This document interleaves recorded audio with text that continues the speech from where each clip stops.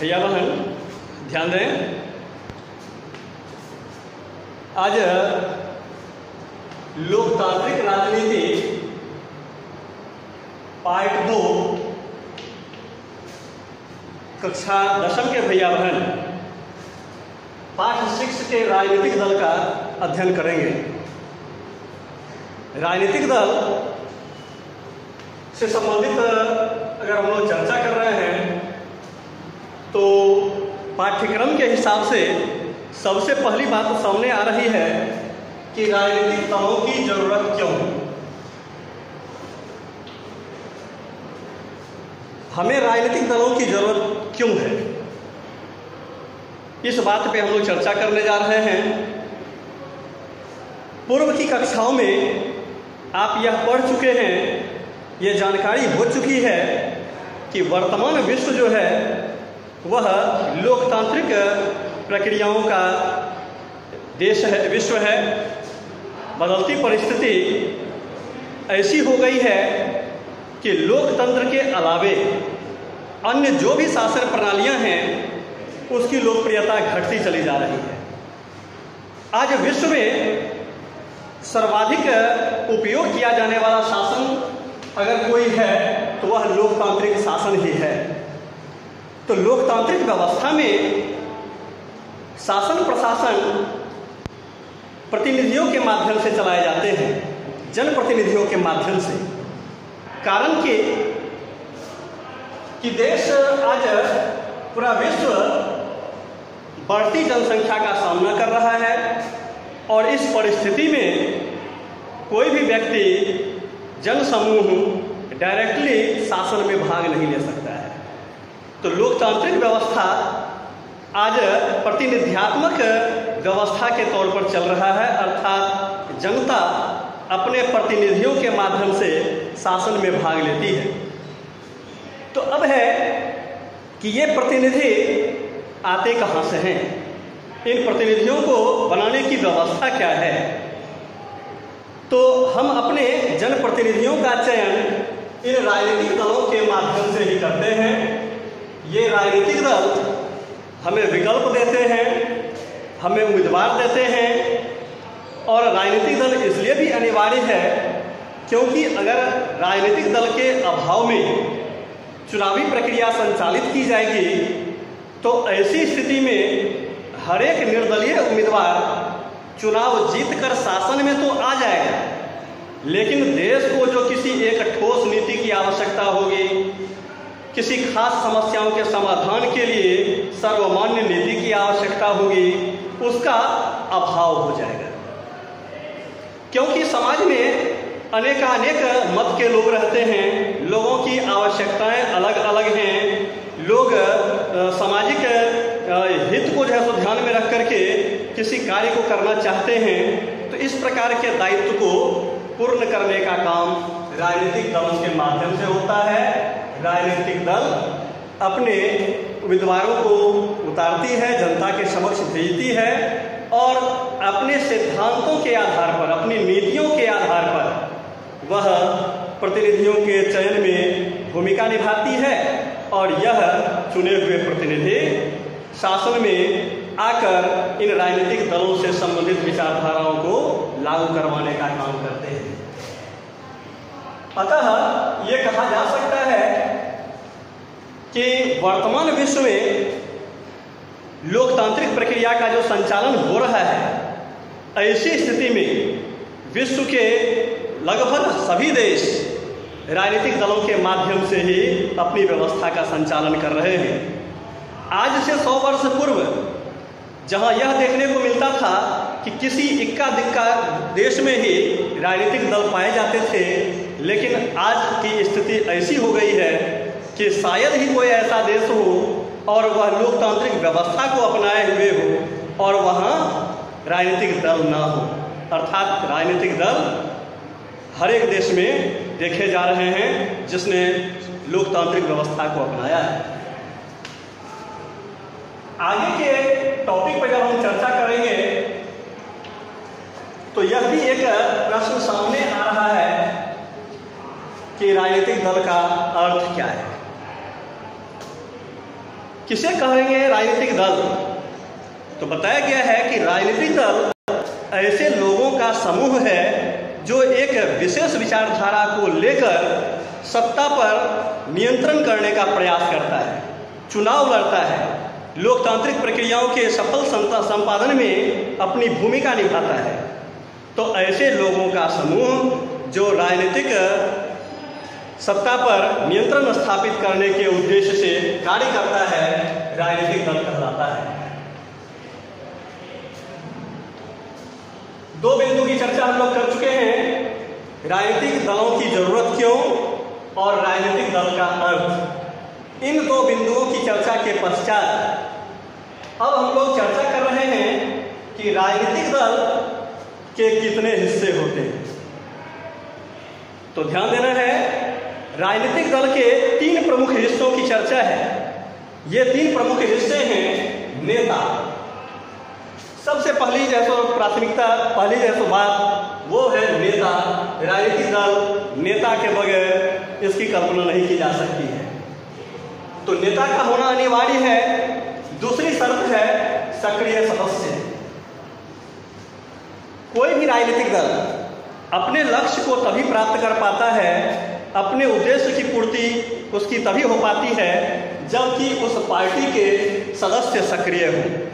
केवल सदस्यता अभियान चला लेने से, सदस्यों की लंबी फौज खड़ी कर लेने से कोई राजनीतिक दल अपने उद्देश्य में सफल नहीं हो सकता है। तो इस उद्देश्य की पूर्ति के लिए ये आवश्यक है कि उस राजनीतिक दल के सदस्य जो हैं वह सक्रिय हों, बिल्कुल सक्रियता के साथ जन जागरूकता का काम करें, लोगों के बीच अपनी पार्टी की विचारधारा को रखने का काम करें। तीसरी शर्त है या तीसरा हिस्सा जिसे कहते हैं, यह है अनुयायी। अनुयायी, फॉलोवर या समर्थक। तो राजनीतिक दल इन अनुयायियों या समर्थकों के विश्वास पर, इनके सपोर्ट पर, इनके भरोसे पर, इनके सहयोग पर अपने लक्ष्य की प्राप्ति में सहायक होते हैं। अर्थात ये कहना है कि राजनीतिक दल नेता, सक्रिय सदस्य और अनुयायियों के सहयोग से ही पूर्ण माना जाता है। अब एक और महत्वपूर्ण बिंदु की हम लोग चर्चा करने जा रहे हैं। यह बिंदु है कि राजनीतिक दल के कार्य क्या हैं। ऐसे कौन कौन से कार्य हैं जिस वजह से लोकतांत्रिक प्रक्रिया में राजनीतिक दल काफ़ी महत्वपूर्ण भूमिका निभाते हैं। ऐसी कौन सी बातें हैं कि राजनीतिक दल के बगैर आज लोकतांत्रिक शासन व्यवस्था चल ही नहीं सकता है, सफल नहीं हो सकता है। तो राजनीतिक दल के अनेकानेक कार्य हैं, इन कार्यों की चर्चा हम लोग क्रमशः करने जा रहे हैं। सर्वप्रथम चुनाव लड़ना।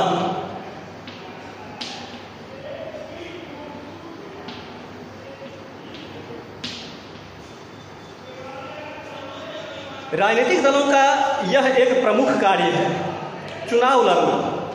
चूंकि प्रतिनिध्यात्मक शासन व्यवस्था आज विश्व में हम लोग देख रहे हैं, तो ऐसी स्थिति में जनप्रतिनिधियों का चुनाव किस प्रकार से हो सकता है, तो यह विकल्प राजनीतिक दल ही देते हैं। राजनीतिक दल अपनी विचारधारा के आधार पर अपने उम्मीदवारों को चुनाव में खड़ा करते हैं और उस पार्टी की लोकप्रियता के आधार पर, उस पार्टी की विश्वसनीयता के आधार पर जनता उन्हें वोट करती है, उन्हें अपना समर्थन देती है, बहुमत देती है। और ऐसी स्थिति में यह कोई भी राजनीतिक दल चुनाव लड़ते हैं और शासन सत्ता में भागीदार होते हैं। दूसरा कार्य नीतियों एवं कार्यक्रम बनाना।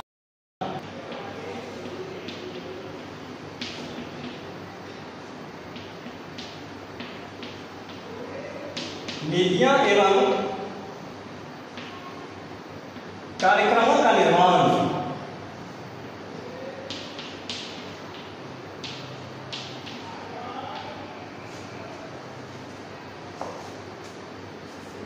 किसी भी लोकतांत्रिक देश की क्या नीतियां होनी चाहिए,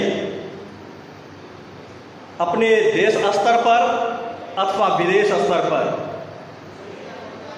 क्या नीति हो सकती है, कौन सी ऐसी नीति अपनाई जाए जो उस देश के लिए लाभकारी हो, जो विश्व में उस देश की विश्वसनीयता को बढ़ाने का काम करे, उसकी उपयोगिता को बढ़ाने का काम करे, विश्व में उस देश की प्रतिष्ठा को बढ़ाने का काम करे, जनहित के कल्याण से संबंधित बात हो।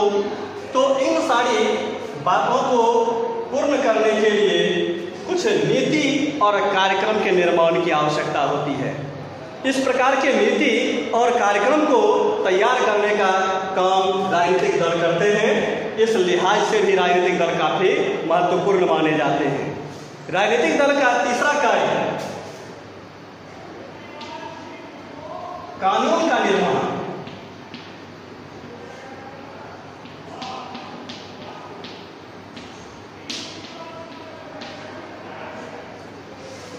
कानून का निर्माण आज लोकतांत्रिक शासन व्यवस्था रूल ऑफ लॉ के सिद्धांत पर कार्य करती है। विधि के शासन पर आधारित वह व्यवस्था संचालित करती है। किसी भी लोकतांत्रिक देश में संविधान से ऊपर कोई व्यक्ति नहीं होता है, कोई समूह नहीं होता है, कोई नेता नहीं होते हैं। तो अब है कि यह कानून सर्वोच्च है किसी भी लोकतांत्रिक देश में, तो इस कानून का निर्माण कौन करेगा? तो यह कानून के निर्माण का कार्य राजनीतिक दल ही करते हैं।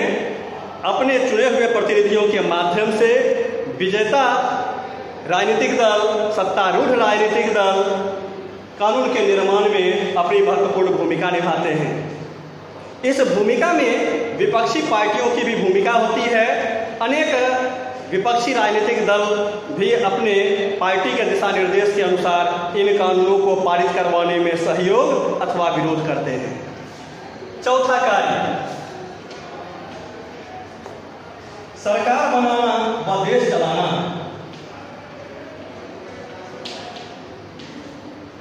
सरकार बनाना व शासन संचालित करना।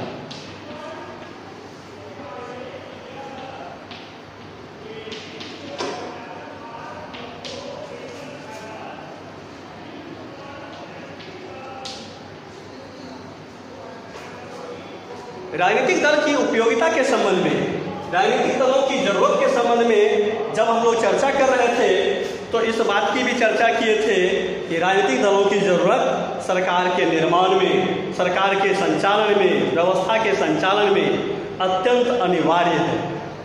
तो राजनीतिक दल चुनाव लड़ती है, चुनाव में सफलता प्राप्त कर वह सरकार बनाने का काम करती है, शासन संचालित करने का काम करती है, किसी भी देश की व्यवस्था को संविधान के अनुसार चलाने में सहयोग करती है। यह राजनीतिक पार्टियां अपने उद्देश्य की पूर्ति के लिए चुनाव भी लड़ती है और सरकार बनाने के उद्देश्य को लेकर, शासन संचालित करने के उद्देश्य को लेकर जनता के बीच अपनी बातों को रखती भी है। राजनीतिक दलों के पांचवें कार्य के रूप में विपक्ष की भूमिका।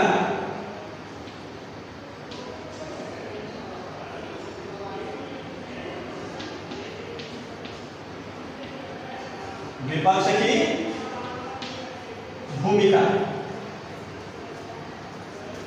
यह हमें जानकारी है पूर्व की कक्षाओं के अध्ययन के आधार पर कि राजनीतिक दल लोकतांत्रिक व्यवस्था में चुनाव लड़ने का काम करते हैं। लेकिन यह ध्यान देने की बात है कि चुनाव लड़ने में हर एक राजनीतिक दल की सहभागिता होती है, लेकिन हर राजनीतिक दल सत्तारूढ़ राजनीतिक दल के नाम से नहीं जाना जाता है। जिस राजनीतिक दल को बहुमत प्राप्त होता है वही सत्तारूढ़ होती है। उसी पार्टी के माध्यम से, उसी राजनीतिक दल के माध्यम से शासन व्यवस्थाएं संचालित की जाती है। लेकिन ऐसे पार्टियां जो कि सत्ता में आने से चूक जाती है, जो पूर्ण बहुमत को प्राप्त नहीं कर पाती है, उनकी भी भूमिका कम नहीं है। लोकतांत्रिक व्यवस्था में वह विपक्ष की भूमिका निभाते हैं। वह शासक वर्ग को शासित लोगों के हित में काम करने के लिए बाध्य करती है। शासक दल को अपने उद्देश्यों से भटकने से रोकती है, जनता के बीच उनकी कमियों को उजागर करने का काम करती है और इस प्रकार से लोकतांत्रिक व्यवस्था में विपक्ष की भूमिका भी काफ़ी महत्वपूर्ण मानी जाती है। छठा कार्य है राजनीतिक दल का जनमत का निर्माण। जनमत का निर्माण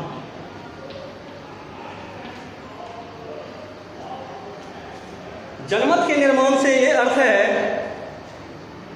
कि देश में किस प्रकार की व्यवस्था लागू होनी चाहिए, देश में कौन सी ऐसी समस्या है जो कि भविष्य के लिए देश के लिए घातक हो सकता है, जिस समस्या का समाधान अत्यंत आवश्यक है।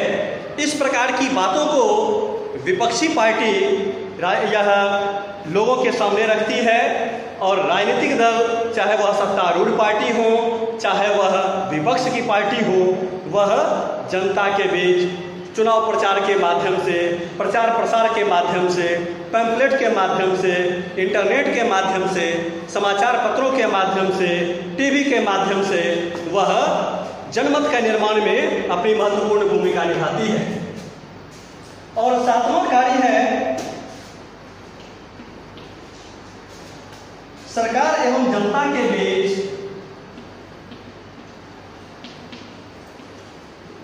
सरकार एवं जनता के बीच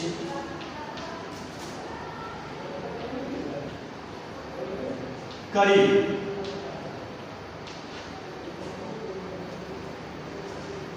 राजनीतिक दल को जनता और सरकार दोनों के बीच की एक कड़ी के रूप में देखा जाता है, अर्थात दोनों के बीच यह एक जॉइंट की भूमिका निभाने का काम करता है, दोनों को जोड़ने की भूमिका निभाने में इसका महत्व है।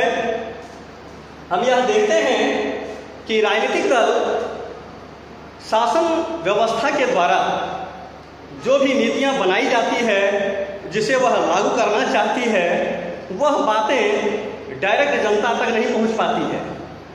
सरकार के जो दिशा निर्देश हैं वह बात जनता तक डायरेक्ट नहीं पहुंच पाती है और जनता की जो इच्छा है, जो उसकी मनोकामना है, जो वह चाह रही है, वह बात भी सरकार तक डायरेक्ट नहीं पहुंच पाती है।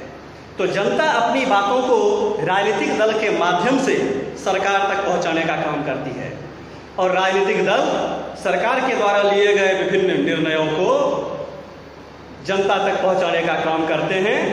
इस प्रकार से हम देखते हैं कि राजनीतिक दल जनता और सरकार दोनों के बीच कड़ी का काम करते हैं, दोनों को जोड़ने का काम करते हैं और इस प्रकार से उनकी भूमिका काफ़ी महत्वपूर्ण हो जाती है। हम यह देखते हैं कि किसी भी आम व्यक्ति के लिए, किसी शासन प्रशासन के व्यक्ति से अपनी पहचान बनाना काफ़ी कठिन है, बनस्पत राजनीतिक दलों के लोगों से, जनप्रतिनिधियों से उनका संपर्क आसानी से बन जाता है, क्योंकि जनप्रतिनिधियों को भी मालूम है कि आने वाले समय में फिर हमें चुनाव में जाना है और अगर हम जनहित की उपेक्षा करते हैं, लोगों को अपना समय नहीं दे पाते हैं, लोगों की समस्याओं को हम सुन नहीं पाते हैं, तो ऐसी स्थिति में अगले चुनाव में इसका खामियाजा भी हमें भुगतना पड़ सकता है। तो आज की कक्षा में हम लोगों ने राजनीतिक दल से संबंधित कुछ एक बिंदु की चर्चा की है। पहला बिंदु है राजनीतिक दलों की जरूरत क्यों, इसकी चर्चा हम लोगों ने की है। राजनीतिक दल के अर्थ से संबंधित चर्चा हम लोगों ने कर लिया है। राजनीतिक दल के 3 प्रमुख हिस्से, नेता, सक्रिय सदस्य, अनुयायी या समर्थक, इसकी चर्चा हम लोगों ने कर ली है। राजनीतिक दल के कार्य के संबंध में भी हम लोगों ने चर्चा कर लिया है। 7 कार्यों की चर्चा हम लोगों ने की है। अनेकानेक और भी कार्य हैं, लेकिन प्रमुख कार्यों की चर्चा मैंने आपके सामने कर दी है। तो अब अगले कक्षा में इससे आगे के बिंदुओं पर हम लोग अध्ययन करेंगे। धन्यवाद।